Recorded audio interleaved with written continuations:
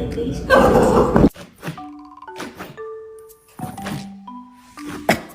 go! Hey!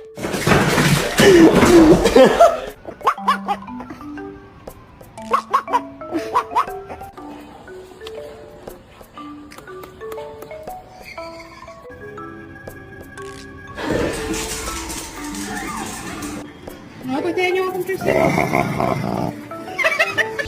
sit out the kitchen. Get out the kitchen. Get your ass out my kitchen.